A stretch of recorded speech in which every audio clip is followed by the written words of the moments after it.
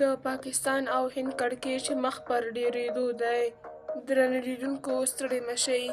د پاکستان د ملي امنیت کمیټې په اسلام آباد کې د هند دفاعي سمندري او هوایي سلاکاران نامطلوب شخصیتونه بللي او هغوی ته د اپریل تر 13 نیټې له پاکستان څخه د وتلو امر شوی.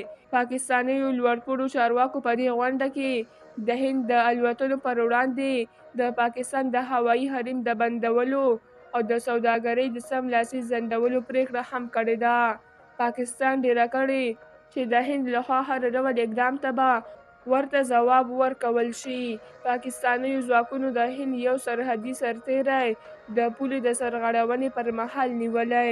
د پاکستان پوځ خبر ورکړی چې پولیساتو یې نن د هند یو پولیساتی د دوی خاورې ته له اوښتو وروسته نیولی دی.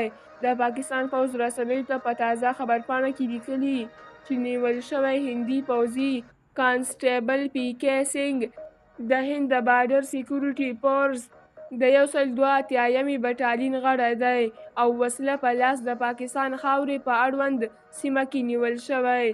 تر اوسه د پیښې د لامل په اړه نور جزئیات نه دي ورکړل شوي، خو د دواړو هیوادونو ترمنځ له تېرو 2 ورځو راهیسې د هند واک لاندې کشمیر کې د ترسره شوي تروریستي برید له امله چې 26 سیلالیان پکې ووژل شول، اړیکې ترینګل شوي او هندوستان سملاسي د یاد برید ترسروونکو او ملاتړ کوونکو پر ضد د سختو اقداماتو خبرداری ورکړی. درنو لیدونکو له ملتیا مو مننه.